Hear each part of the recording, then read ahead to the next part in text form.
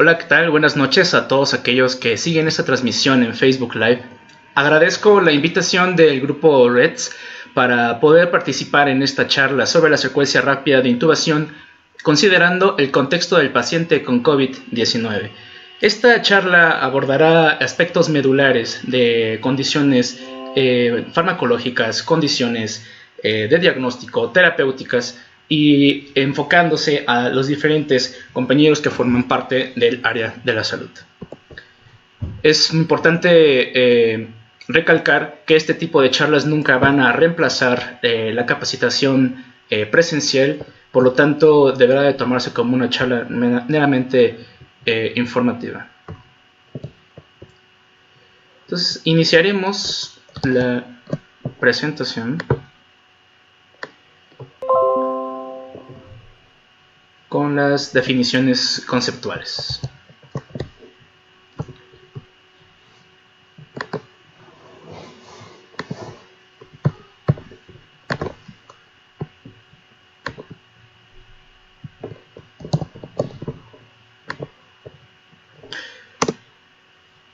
La secuencia rápida de intubación es un procedimiento que es prácticamente el control rápido de la vía aérea, es el principal objetivo.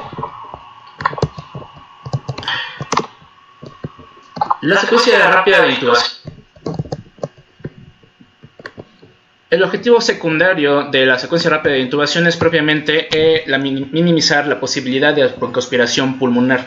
El pronto aislamiento de la vía aérea no debe de ser debería de ser una consideración para tener en cuenta todos los aspectos de protección de la vía aérea. La piedra angular de la secuencia rápida de intubación es como tal brindar el estado anestésico óptimo a la laringoscopía y a la intubación. Es importante determinar cuál es la correcta definición de un estado anestésico. Un estado anestésico está conformado por diferentes elementos. Como tal, se trata de una condición farmacológica que nos conlleva a la pérdida del estado de conciencia, resultado de la disminución de la actividad neuronal por la administración de un medicamento anestésico inductor. Se debería de contar con una protección hacia el paciente con amnesia, que lo definimos como una pérdida de los recuerdos previos o durante la realización de algún procedimiento. La antinocicepción es una pieza también elemental para la realización del estado anestésico. La podemos obtener a través de algunos fármacos inductores, como en el ejemplo de la ketamina, o con la administración paulatina de fármacos opioides. La relajación neuromuscular es la acción como tal de un agente relajante en la unión neuromuscular, como propiamente nos dice el nombre, para evitar el flujo de la acetilcolina, evitando la contracción muscular. Esto generará una mayor facilidad para realizar la intubación orotraqueal al disminuir movimientos respiratorios, movimientos de extremidades y los movimientos propios de la musculatura de la laringe. Todo ello debe de ir acompañado de la búsqueda de la estabilidad fisiológica. La estabilidad fisiológica está conformada por una estabilidad cardiohemodinámica, una estabilidad pulmonar, asegurar las perfusiones cerebrales, asegurar la perfusión renal. Por lo tanto, engloba diferentes elementos el estado anestésico. La secuencia rápida de intubación por sí misma es considerada como un procedimiento de alto riesgo. En el contexto del paciente con COVID-19, es riesgo bilateral. El riesgo puede ser hacia el paciente o puede ser hacia el personal de la salud que está trabajando, hacia aquel que está realizando la laringoscopía, hacia el equipo, hacia el staff que está participando en el procedimiento.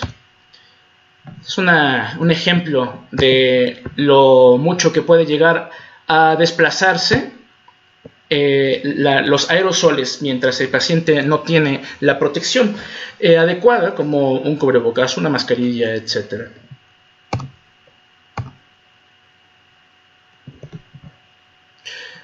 Como se ha descrito previamente, la disminución a la exposición hacia los distintos aerosoles que pueden ser exhalados por parte de un paciente, ya sea por un procedimiento diagnóstico o terapéutico, Podemos incluir algunos eventos como la ventilación con mascarilla a presión positiva, la ventilación no invasiva con sus diferentes métodos, que el paciente no encuentre un adecuado grado de relajación neuromuscular o que tampoco tenga un adecuado grado de inducción y se refleje en actividad muscular como incluso tos.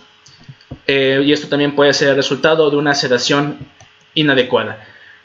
La intubación orotraqueal, la traqueostomía, el acceso frontal, la desconexión a los circuitos respiratorios o la extubación, así como la expiración con un equipo no adecuado, puede resultar también en la exposición a aerosoles. Es importante realizarnos una pregunta muy clave. ¿Es realmente mi paciente un candidato a la secuencia rápida de intubación?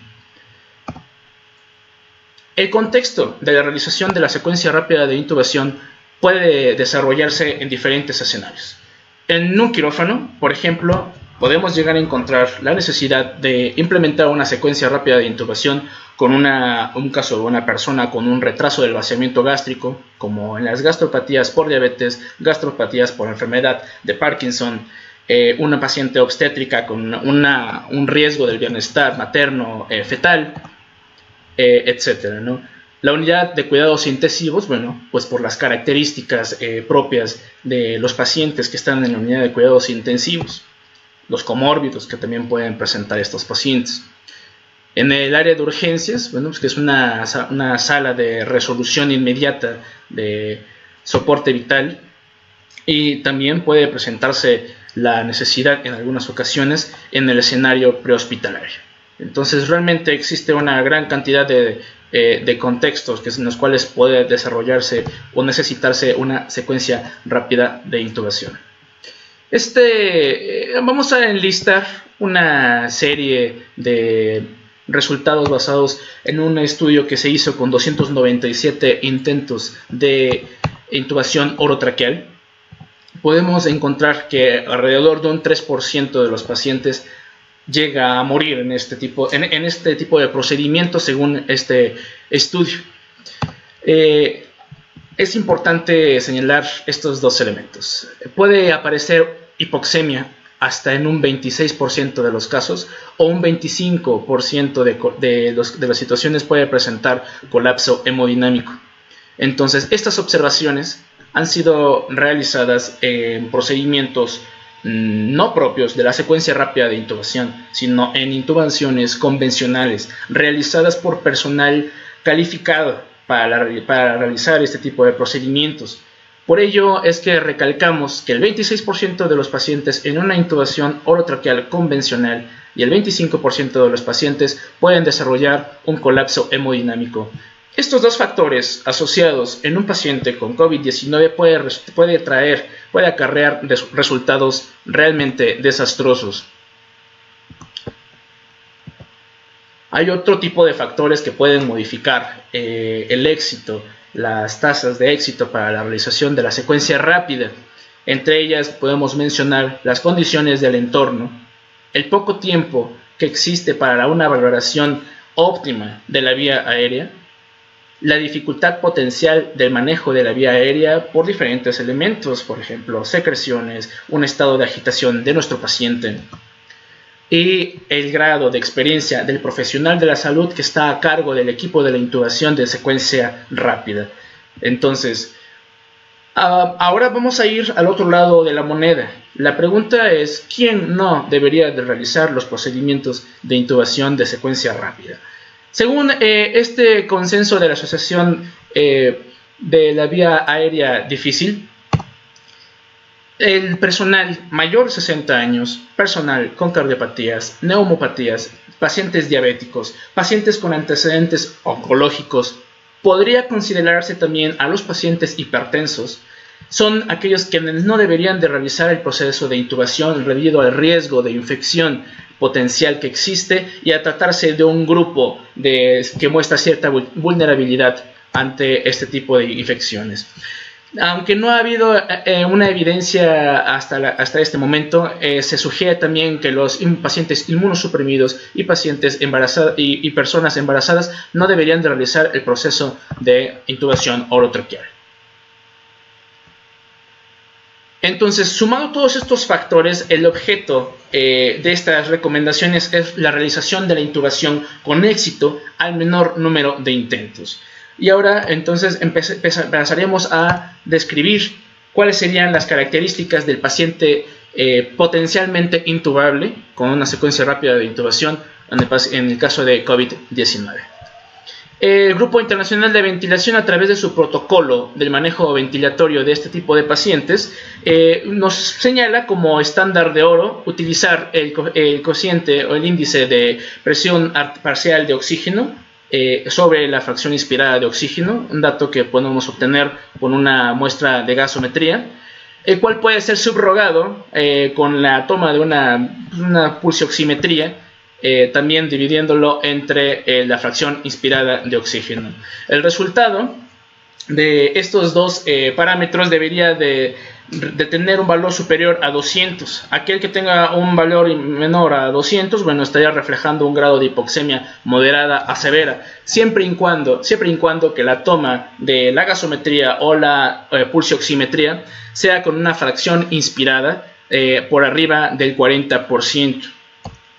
Entonces, bueno, también dentro de este protocolo se señala la recomendación de utilizar la ventilación no invasiva en sus diferentes modalidades y también las cánulas nasales de alto flujo, pero vamos a ir más adelante describiendo qué grado de recomendación nos brindan otros protocolos.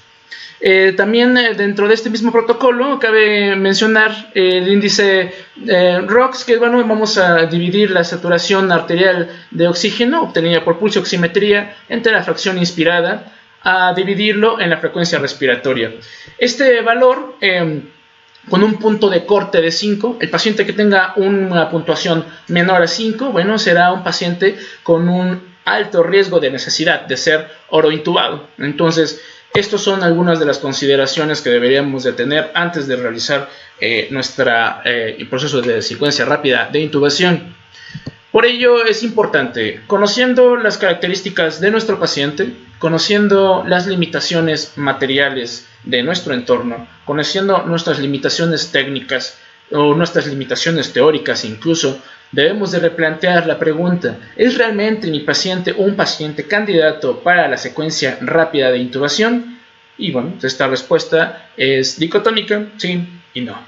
Entonces, cuando determinamos que verdaderamente nuestro paciente es candidato, pasaremos entonces a la realización de la secuencia rápida de intubación. Desde hace muchos años se ha recurrido al empleo del recurso mnemotécnico de las 7 letras P para la realización de la secuencia rápida de intubación, y hasta cierto punto es un poco variable dependiendo de algunas bibliografías. Poder encontrar 8 letras P, 9 letras P, 10 letras P. Sin embargo, el objeto de todo ello es, bueno, emplear el recurso mnemotécnico para poder tener a disponibilidad inmediata los elementos necesarios para la realización de la secuencia rápida de intubación. Entre ellos vamos a ir describiendo cada uno de ellos, qué es lo que necesitamos y bueno, las consideraciones del contexto del paciente COVID. El paso número 1 es la preparación o la planificación de la realización de la secuencia rápida de intubación, en donde vamos a incluir algunas recomendaciones. Nos señalan de, bueno, arma un equipo de intubación para el paciente con COVID-19. Y no solamente es ármalo, es también tenlo a disponibilidad. Ubícalo en los sitios en donde potencialmente se puede desarrollar, se puede surgir la necesidad de intubar a tu paciente con COVID. Esto ya depende también de las limitaciones de las unidades hospitalarias donde nos encontremos trabajando, hospitalarias y extrahospitalarias. También debemos de tener la disponibilidad y el buen estado del equipo de protección personal. A ello también debemos de agregar la capacitación adecuada para colocarte y para retirarte el equipo de protección personal. ya que ambos pasos son realmente críticos para evitar un proceso de infección en el ambiente de peri-intubación. Dentro de esta fase de planificación y preparación contaremos con la elección y la preparación de los fármacos que vamos a utilizar. Dentro de las buenas prácticas deberemos de incluir siempre un etiquetado correcto que nos ayude a diferenciar de una manera fácil, de una manera muy sencilla, rápida, cuál es el medicamento que tenemos cargado, en qué jeringa y en qué posición vamos a tenerla. Aparte de ello, debemos asegurarnos, por lo menos, de disponer de un monitoreo no invasivo, previamente desinfectado si es que fue utilizado anteriormente y que se encuentre sobre todo en un correcto estado de funcionamiento.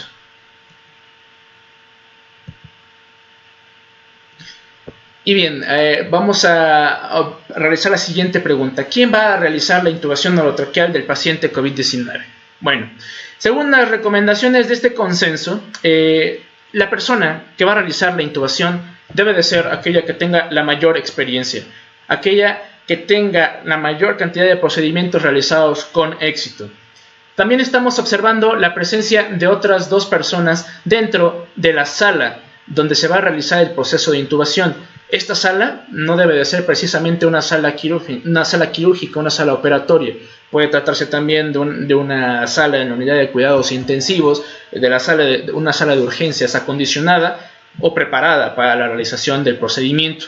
Y fuera de la sala se considera la presencia de un auxiliar que tendrá la función de llevar aquellos elementos que hacen falta para poder realizar los procedimientos, ¿no? Entonces aquí afuera podemos tener equipo para manejo diferente de la vía aérea como cricos, etc. ¿Qué es lo que necesitamos como material? Bueno, esto es prácticamente parte de un equipo estándar de intubación con un par de modificaciones. Nuestro tubo orotraqueal, que evidentemente debe de ser colocado un tubo ajustado al tipo de paciente que tenemos. Algunas recomendaciones te señalan que debes utilizar el tubo orotraqueal más grande que puedas colocar. Esto con el objeto de asegurar el buen sellado del tubo orotraqueal, evitar la diseminación de aerosoles. Sin embargo, también a través de un correcto sellado del globo con nuestro globo con el tubo orotraqueal, estaríamos evitando esta diseminación de aerosoles. Por lo tanto, necesitamos una jeringa para el inflado de nuestro globo, una pinza que nos pueda auxiliar para la realización de clampeo. Esta pinza puede ser una Rochester, puede ser una Kelly, pinza que cumpla la función de clampeo del tubo orotraqueal. Podemos tomar una jeringa de 20 centímetros para poder retirar el componente de el émbolo, el componente negrito, el componente oscuro. Esto nos va a servir para generar un sellado en el tubo orotraqueal, así como un catéter Yelco 16 para poder hacer un orificio en la parte del émbolo. Hay recomendaciones respecto al uso de los filtros de humedad y calor, conocidos como HMEF, que son muy comunes en distintos tipos de circuitos. Sin embargo, también se hace énfasis en la utilización de los filtros virales, ya que los filtros HMEF no tienen la capacidad de detener por su grado de filtración al virus. Sin embargo, podría permitir que no se llegara a repartir durante la sala de intubación el virus, ¿no? Disminuyendo quizás la exposición a aerosoles. La sujeción del tubo también representa una pieza clave, ya que pues, una mala sujeción podría condicionar a una extubación no prevista de nuestro paciente. Podemos tener a la mano cándulas orofaringeas, un sistema de aspiración de secreciones que idealmente debería de ser cerrado, así como un sistema de medición de presión de nuestro globo. En este punto vamos a revisar rápidamente un video de cómo es una recomendación para poder medir la presión dentro del globo de nuestro tubo orotraqueal. Bueno, Bueno, el equipo que vamos a utilizar en esta ocasión para la medición de la presión de nuestro tubo será el siguiente. Contamos con nuestro tubo Rotaquel, en este caso del ejemplo tenemos un tubo 8.0. Estos tipos de tubos Rotaqueles, recordemos que tienen una función de globos de alto volumen con una baja presión.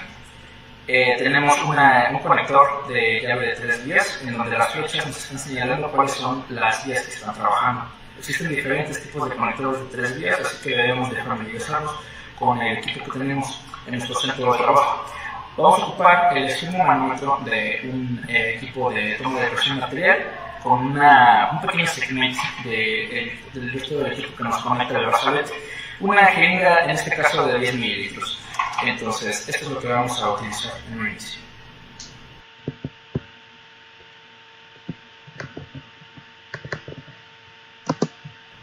Bueno, a continuación vamos a ensamblar este pequeño sistema. En primer lugar, vamos a colocar nuestro manómetro a la llave de 3 vías. Vamos a las tomas.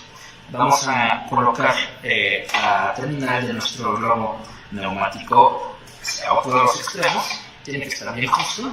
Y de otra parte vamos a montar nuestra jeringa para que se haga nuestro sistema.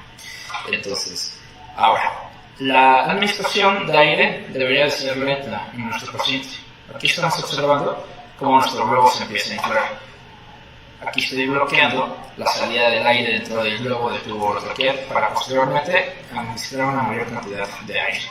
Es evidente que esta cantidad de aire no se colocará dentro de un paciente pues normalmente, sencillamente con fines técnicos.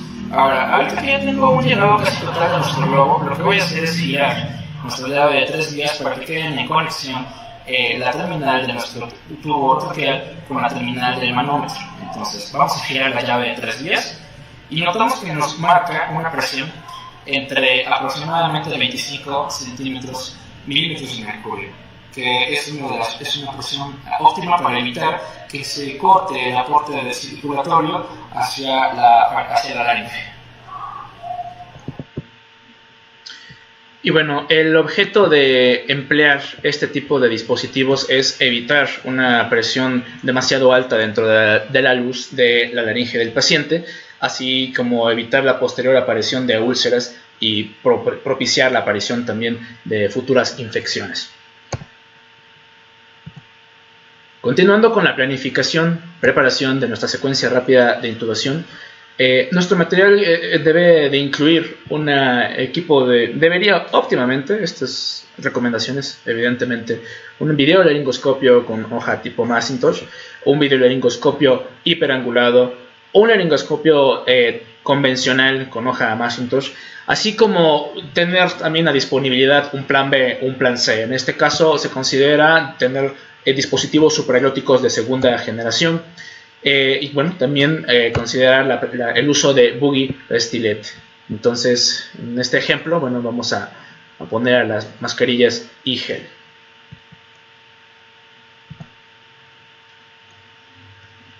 Ahora, pasando al apartado de los medicamentos, bueno, entonces, ¿qué diferencia a la secuencia rápida de intubación de la secuencia convencional de intubación? ¿Utilizaremos opioide? ¿Sí o no? Bueno, como abarcaremos más adelante, el opioide se encuentra en un limbo entre las recomendaciones que han sido emitidas por algunos consensos.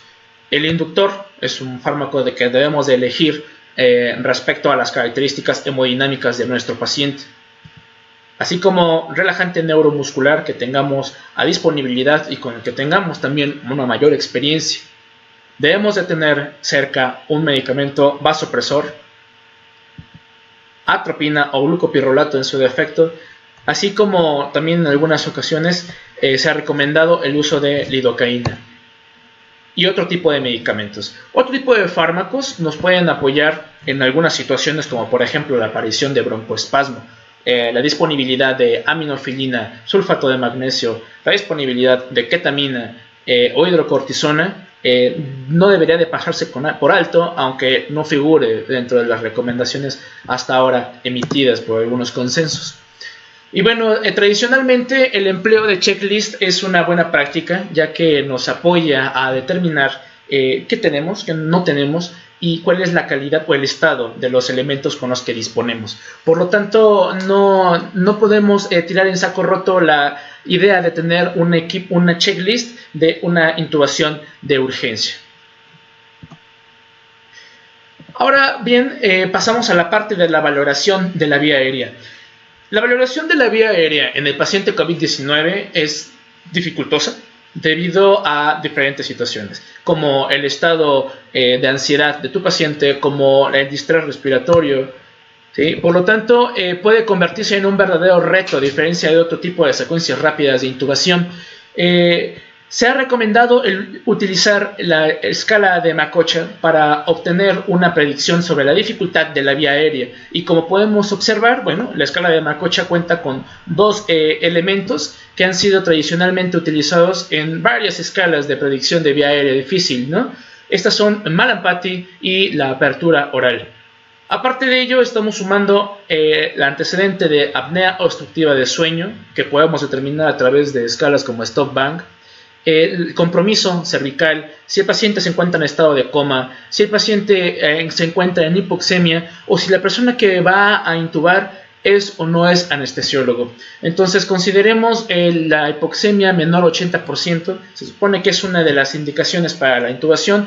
Entonces son pacientes que tienen una predicción de dificultad para la vía aérea.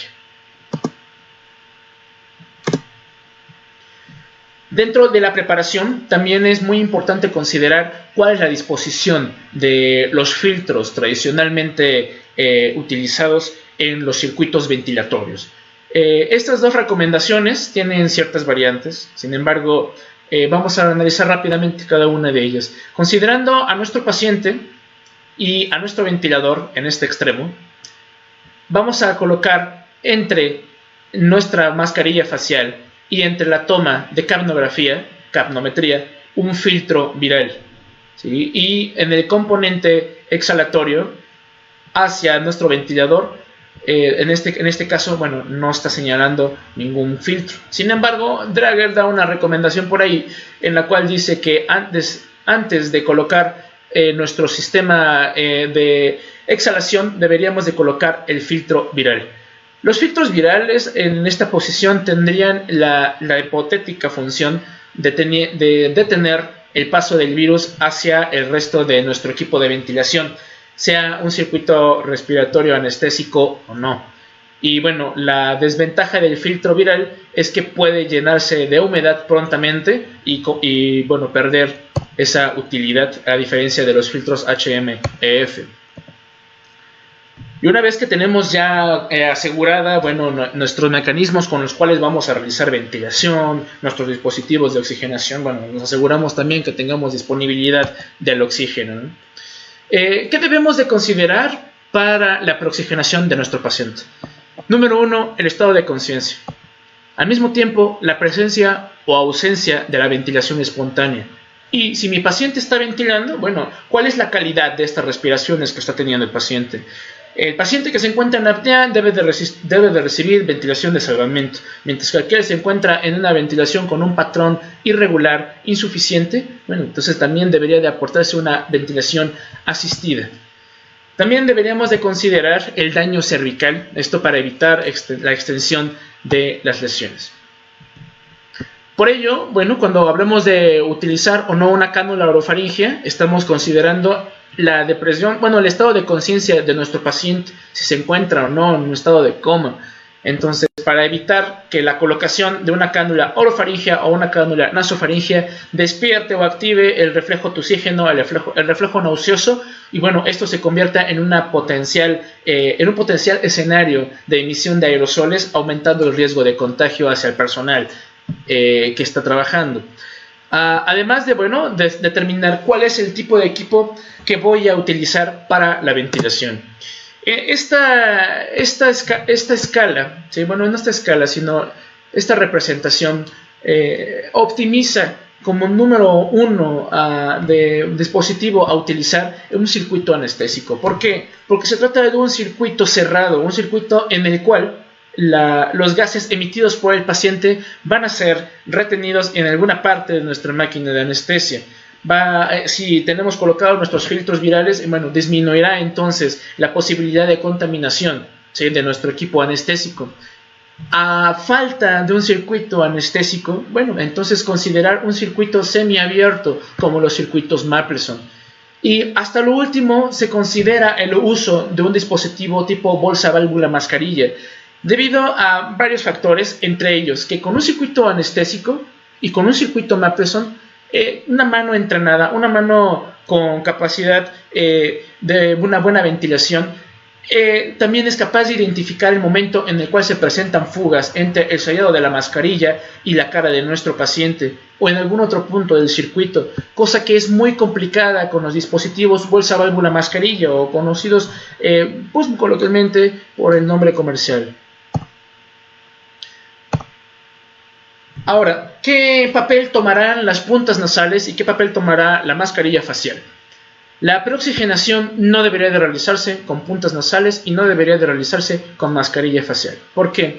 Las puntas nasales son dispositivos de oxigenación que en un estado óptimo nos brindan desde un 24 hasta un 44% aproximado en óptimas condiciones. Entonces, esta cantidad de fracción inspirada de oxígeno es insuficiente para un paciente que requiera una preoxigenación en el contexto con COVID-19. Y la mascarilla facial también debería no ser utilizada debido a la posibilidad de generar aerosoles en un sellado no hermético y distribuir estos aerosoles en la sala de intubación. Por lo tanto, no mascarillas faciales, no puntas nasales. Hay diferentes protocolos que se han emitido, sin embargo, algunos de ellos pues bueno, son un tanto no concluyentes.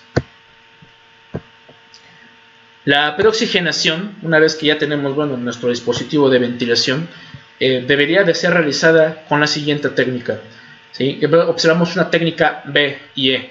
Una técnica B y E exige de manera necesaria, es elemental, por lo menos dos personas participando en la secuencia rápida de intubación, ya que el sellado es con ambas manos, para minimizar la fuga alrededor de la mascarilla con la cara de nuestro paciente. Por lo tanto, la técnica de ventilación de C y E debería de ser descartada debido a las posibilidades de fuga, como mencionamos anteriormente. Y bueno, la pregunta es también, ¿qué tiempo debo de oxigenar a mi paciente? ¿Sí? Es 5 minutos, no menos de 5 minutos, con una elevación de la cabecera de nuestro paciente a unos 45 grados.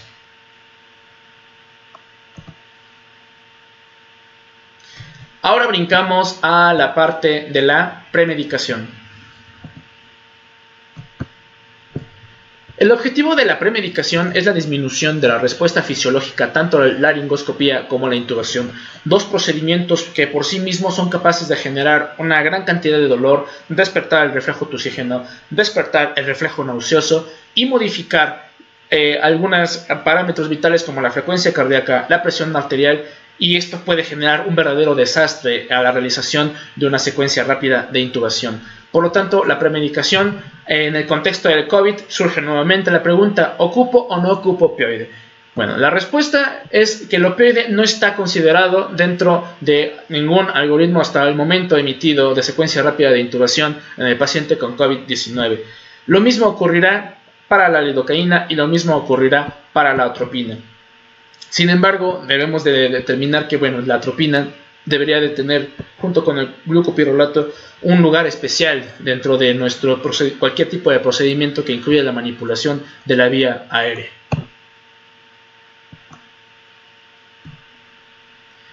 Por lo tanto, repetimos, que tanto ni el opioide ni la lidocaína han sido considerados en los protocolos emitidos hasta este momento del paciente con COVID-19.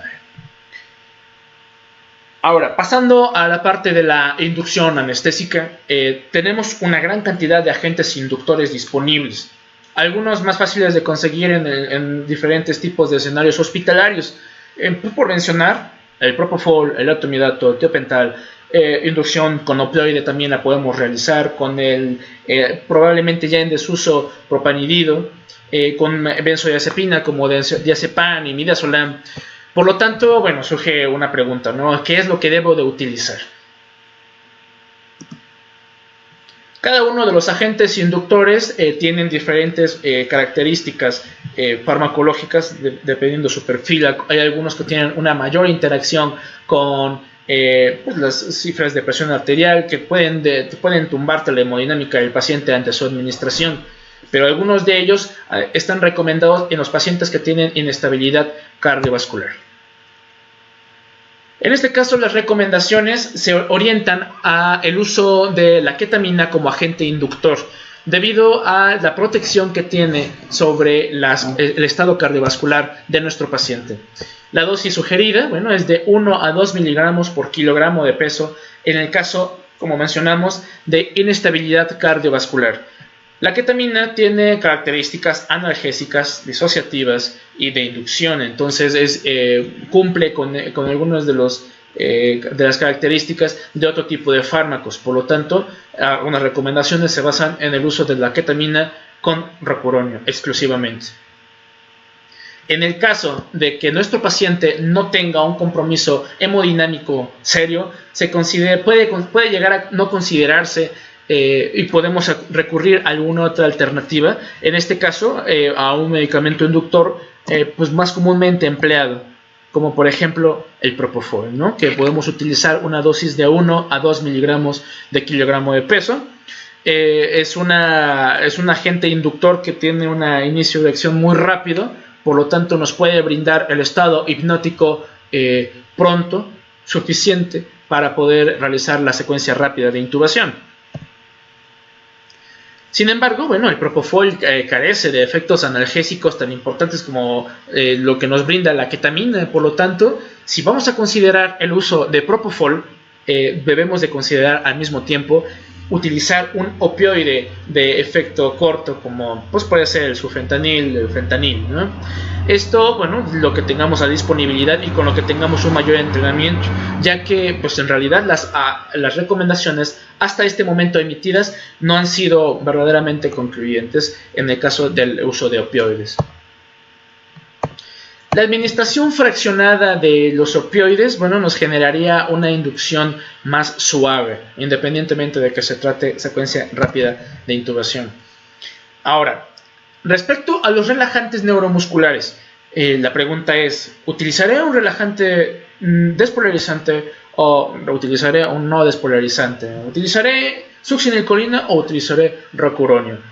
En este punto debemos de descartar ya la utilización de cisatracurio, la utilización de algún otro agente como becuronio, debido a el inicio de acción tan tardío que tiene en comparación con estos otros dos agentes. Por ello, bueno, vamos a enfocar esta charla en base a la succinilcolina y el rocuronio. La succinilcolina es un agente muy ideal para la utilización del manejo de la secuencia rápida de intubación, incluso en algunos escenarios en los cuales se tenga una predicción de vía aérea difícil, ya que su tiempo de acción es realmente corto, lo cual es una desventaja en el caso del paciente COVID-19, que ya señalaremos más adelante. La dosis indicada, bueno, 1.5 miligramos por kilogramo de peso. Si vas a utilizar succinilcolina, puedes tener fasciculaciones, debes de tener algunas otras consideraciones metabólicas, como en el caso del paciente que tenga un proceso de quemaduras extensas en el cuerpo. Y por otro lado, bueno, se recomienda el empleo de rocuronio a una dosis 95 al doble, lo cual es 1.2 a 1.5 miligramos por kilogramo de peso. El peso calculado para la succinilcolina es peso corporal total, mientras que el peso que debemos de considerar para el rocuronio es peso ideal. El rocuronio tiene la ventaja de que ante la disponibilidad de su antagonista, el Sugamadex, podemos revertir el efecto del rocuronio en el caso hipotético en el cual no podamos realizar el procedimiento de la intubación. Ahora surge otra pregunta, ¿qué métodos tengo para la administración del rocuronio? Bueno, tanto la administración de dosis efectivas 95 como la realización de un cebamiento o un priming, que consiste en la administración de un 10 hasta un 15%, dependiendo de la literatura, de la dosis total a utilizar de rocuronio en nuestro paciente.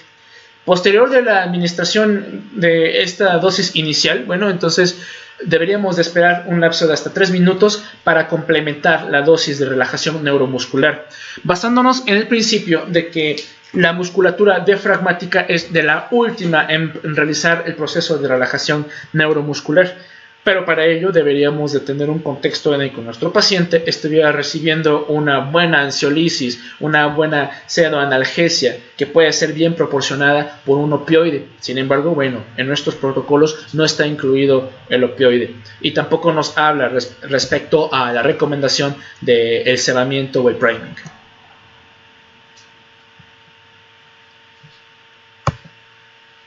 Bueno, como habíamos comentado con anterioridad, bueno, esto forma parte de la premedicación. Tanto la atropina como el glucopirrolato deberían de formar parte de nuestro equipo de medicamentos, de nuestro grupo de medicamentos a utilizar en la secuencia rápida de intubación, aunque no está considerado en los protocolos actualmente de secuencia rápida.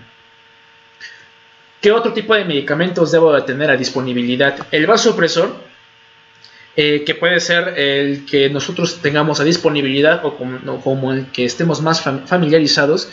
Mencionaremos a la efedrina y a la fenilefrina en un inicio. Pues bueno, tienen unas características que tienen un efecto, un tiempo de inicio de acción bastante rápido. Sin embargo, la administración continua de bolos de efedrina o de fenilefrina puede reflejarse en taquifilaxia, a diferencia de la administración de norepinefrina. La norepinefrina, pues bueno, tiene la función de actuar directamente en el componente posináptico y bueno, no agota al neurotransmisor, sino que estamos prácticamente administrando el neurotransmisor. Por lo tanto, aunque el tiempo de acción de la norepinefrina en bolo es más corto que la efedrina y la fenilefrina, no causará taquifilaxia.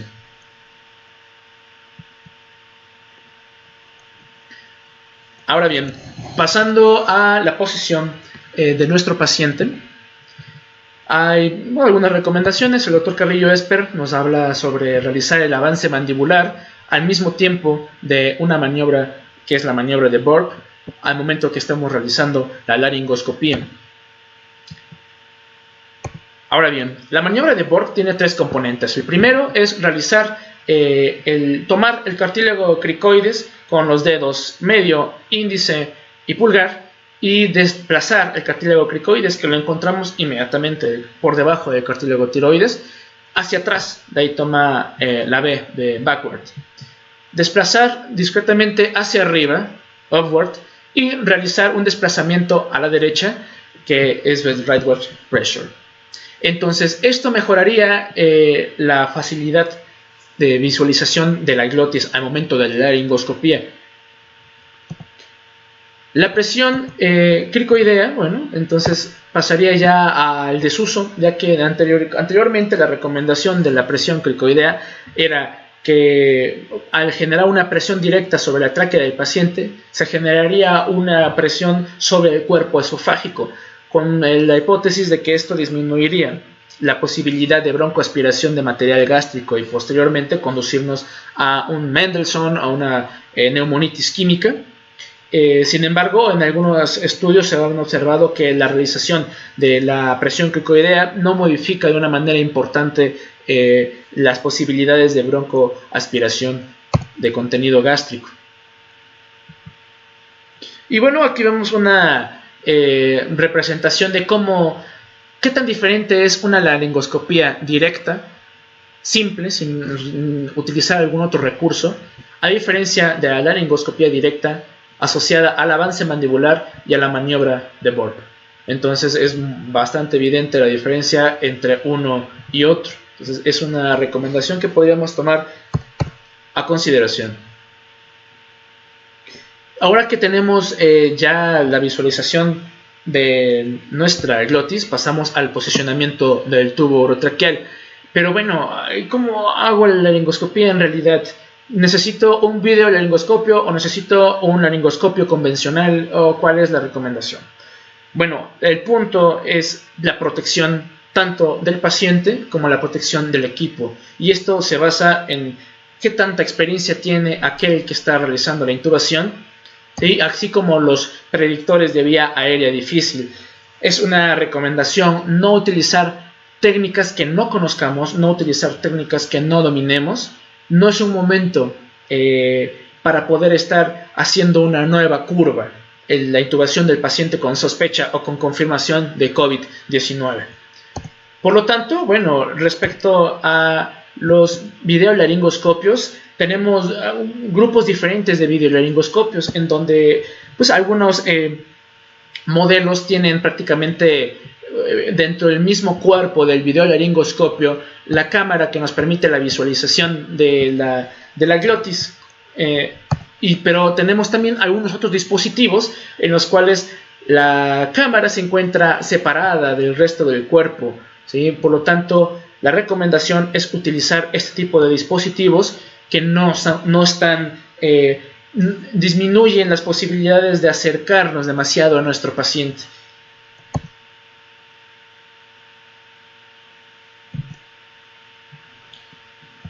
Ahora bien, después de que tenemos ya la visualización correcta y ahora estamos seguros de que el tubo orotraqueal ha pasado a través de la glotis, bueno, entonces recurrimos, ¿no? Visualización. Revisamos el paso directo del tubo orotraqueal, ¿no? Verificamos la profundidad de nuestro tubo. Bueno, esto es conocido. Tenemos un tubo 8, lo metemos 24 centímetros a la comisura de los labios. Un tubo 7 será 21 centímetros. Multiplicar el diámetro del tubo por 3. Este punto es el punto en el cual podríamos llegar a colocar una sonda nasogástrica, debido a que la colocación posterior de una sonda nasogástrica estaría exponiendo el personal a secreciones de nuestro paciente. Entonces, si se va a colocar, este sería el momento adecuado, después de verificar la profundidad del tubo. A este punto debemos de realizar el clampeo, ¿sí? Como ya hemos comentado con anterioridad, la necesidad de tener cerca una pinza Kelly, una pinza Rochester, sea rectas, sean curvas, para poder realizar el clampeo del tubo orotraqueal. Posteriormente, bueno, realizamos el inflado del globo, el cual se recomienda no tenga una mayor presión de 22 milímetros de mercurio para evitar la posterior aparición de úlceras e infecciones asociadas al propio globo del tubo orotraqueal. En este punto, bueno, retiramos el sello de nuestro tubo orotraqueal que describiremos a continuación en un video y la guía. Si vamos a utilizar un videolaringoscopio, es elemental el uso de una guía.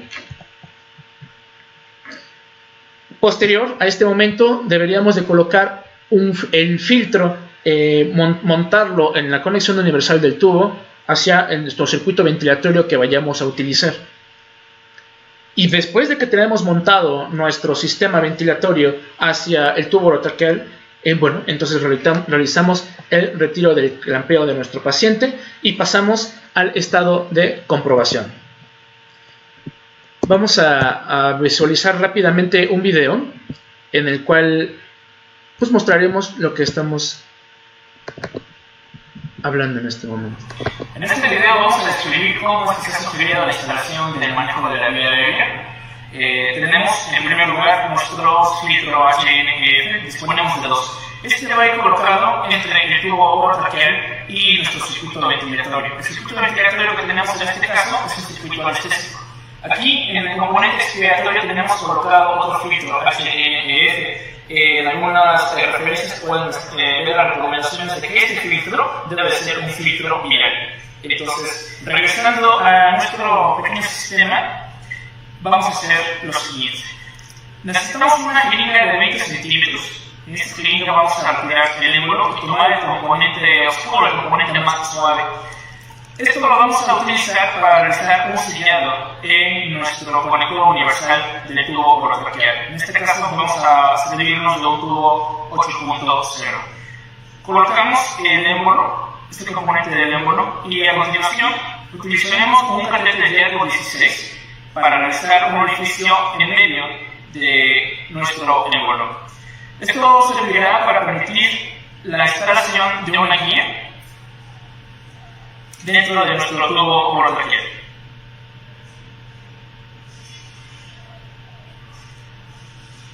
Este debe estar previamente medido. Nuestro tubo 8.0 debería ser instalado aproximadamente a los 24 centímetros de la comisura labial. y vemos que en esta parte es en donde ingresa al cuerpo del tubo la manguera que va al globo de insuflado, ¿no? Ahora, una vez que realizamos nuestra laringoscopía, lo que deberíamos hacer es lo siguiente.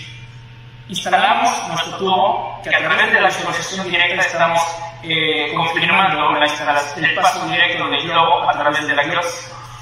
Justo por encima de donde ingresa nuestra manguera hacia el cuerpo del tubo, realizamos inmediatamente el clampeo. Con esto estamos evitando el bloqueo de la línea de alimentación a nuestro globo del tubo orotraqueal. Entonces, en este punto debemos de realizar el inflado de nuestro globo, como habíamos ya descrito en nuestro anterior video. Tenemos entonces nuestro manómetro, que debe de indicarnos una presión aproximada de 22 milímetros de mercurio. Evidentemente, en un paciente real, esta cantidad de aire es bastante menor. Entonces, ahí estamos dejando aproximadamente 22 milímetros de mercurio. Cerramos el circuito del globo y ahora procedemos a realizar el retiro de la guía para entonces montar nuestro filtro HNF al resto del circuito respiratorio que vayamos a utilizar. En este punto, ya una vez que tenemos montado nuestro filtro HNF al tubo orotraqueal, realizamos el desclampeo. Entonces, esto requeriría más de una persona, por lo tanto, un requisito clave para poder tener éxito en esta maniobra es la comunicación con el resto del equipo de trabajo.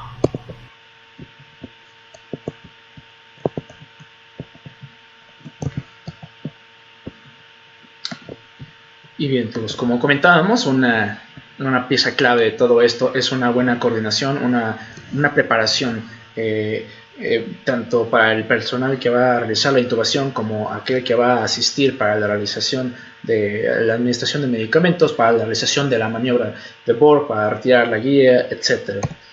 Bueno, a posterior pasamos a la comprobación de la colocación de nuestro tubo orotraqueal, la cual es a través de la inspección del tórax, que sea simétrico. Podemos ver el vaho en la parte de la expiración de nuestro paciente. Auscultar primero el foco epigástrico. Cualquier ruido puede sugerirnos la presencia de aire que está ingresando a la cámara gástrica. Posteriormente, de una manera secuencial y simétrica, ápices pulmonares y posteriormente las bases. Son consideraciones generales de los procedimientos de intubación. Cuando tenemos a disponibilidad las curvas de volumen, tiempo, curvas de flujo, tiempo o capnografía, bueno, también nos pueden señalar que estamos o no estamos en el sitio correcto de intubación.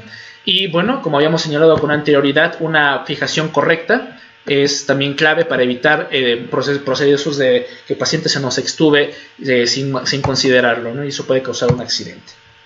Inmediatamente después de que se realiza la laringoscopía, ya sea con videolaringoscopio o con una hoja convencional, debemos de guardar este equipo de manera inmediata. Entonces, esto lo podemos guardar en una bolsa con un cierre hermético.